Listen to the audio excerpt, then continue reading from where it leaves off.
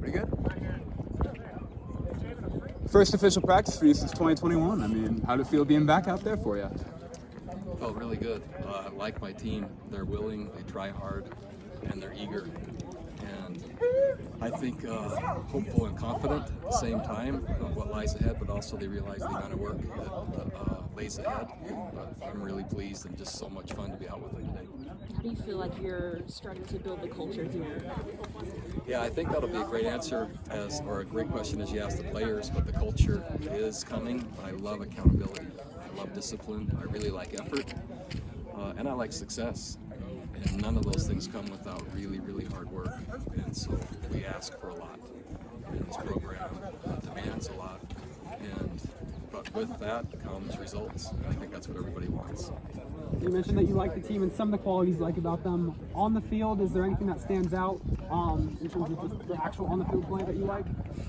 You know, I think with the players that we've added, in addition to the ones that we have, there's a nice mix, there's a nice balance, and there's enough depth currently to start our program. We'll have to add more players, we'll have to add more depth, but I like the commitment, I like the ability, and I like the mindset of the guys that I've seen so far. In those, you mentioned depth, position-wise, is there any group that's really standing out to you? Our running back group, I really like our running back group. There's 3 really good players there. We have them on the field sometimes 1 at a time, sometimes 2 at a time, sometimes 3 at a time, but that group's done a really nice job so far. Is there anything special about this time of the year when it does come to spring practice and kind of just growing a program from this? Yeah, fresh start. Everybody's undefeated at this point. History of programs, history of teams doesn't matter. Each team and each staff gets to redefine what their goals are, what their expectations are, and what their future is. I love that part. In January, you mentioned that you were pleased with what you had seen at the start of that kind of 8-week conditioning period. What were kind of your final takeaways from that 8-week period? Much like I just said, this team is willing, they're eager, they're hungry, and they're trusting. They believe in myself and our staff that we can help, and vice versa. With the work they're putting in, the mindset they're bringing, and the way they're willing to learn, that's a good combination to start a program. Red was red was offense today, white was defense, but turquoise, were those guys non-contact or injured, or what's kind of the deal there? Both injured or limited are the guys in turquoise. I think I saw Everett and Tavian in that group. Who else is in there? Man, that would be one of those things. If I had all my notes in front of you, I'd give you an accurate answer, but I'm not sure. So over these next few weeks, what's going to be the biggest thing? What are you kind of looking for to see from these guys? We're just starting from scratch, and so assignments and effort and execution and position mastery and culture, and then doing it again, assignments and effort and execution and position mastery and culture, and that takes a long time. But yeah, I'm persistent and I have really high standards, but the players want that, and so yeah, just a good start. So as you're kind of implementing all those new things and building that new culture, how hard is it to kind of do all of that while also installing your schemes? Yeah, it's just one of the challenges, but it's not new to any new staff. It's not new to myself, and for teams that have transitioned between coordinators, it's not unsurmountable. It is a challenge, but it can be done.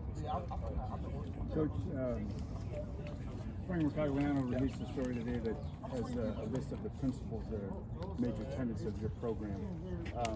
I know it's still very early, but in terms of the buy-in from your team, top to bottom with regard to those principles, how's that going? It's going really well.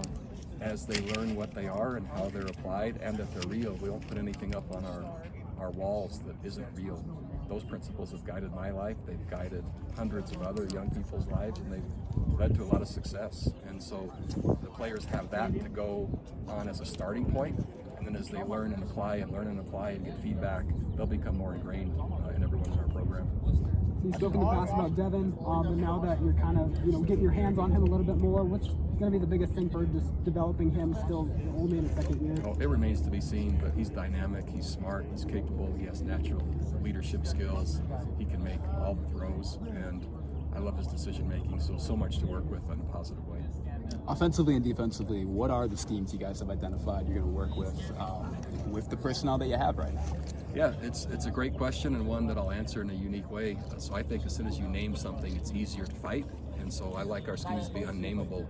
Our coordinators might name them in some way, but I believe in who first, then what. And as we continue to see who we have, the schemes morph to leverage that rather than try to jam players into an existing pattern. I like to see what we can do and then be creative, and so you can expect that.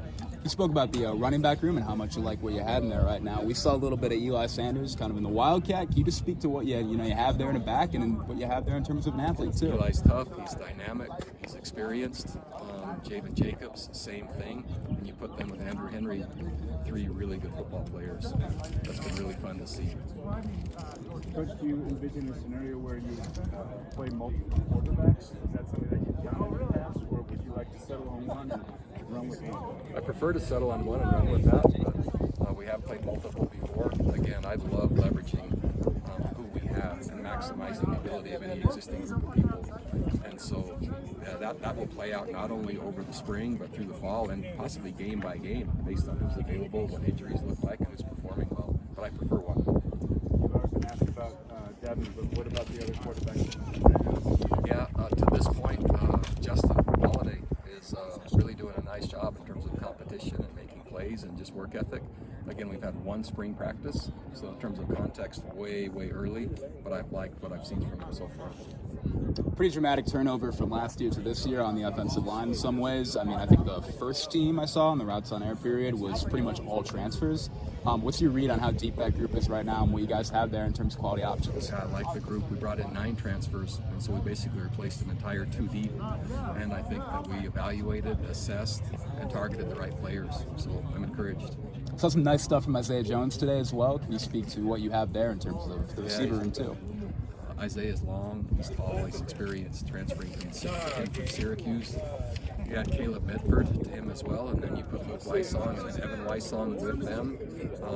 There's a nice combination, and really like Nick Trujillo, what I've seen from him so far. Spring game is set for April 20th. What's kind of the formatting that you have in mind for that? Yeah, subject to change, but really the number 1 offense and the number 1 defense will be on opposite teams. The number 2 offense and number 2 defense will be on opposite teams, and we'll warm up and then play football.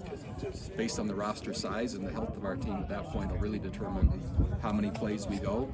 But this team needs to play as much football as possible, needs to play as much football in our stadium, and adding fans and adding what that environment looks like matters, and so that's what we're trying to create. And we didn't talk to you after the schedule release, but I'm curious what you thought of, how it plays out on a week-to-week basis with conference opponents, and then the pretty unique scheduling quirk of 3 bye weeks at this point. Yeah, never experienced anything like it.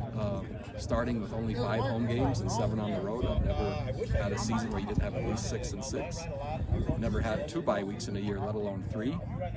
A lot of that is, I would chalk it up to transition and inheriting a program and inheriting circumstances, and then using that as a reference point to move forward. We'll make the best of all of it. Bye weeks can help. The schedule is what it is. It's tough. It's great. There's a lot of parity in our league, and I'm optimistic. Are you still open to adding a 13th game, or you're nixing at this point? Yeah, I am open to adding a 13th game. Hard at this stage. It has to be the right opponent and the right circumstances. Thank you very much.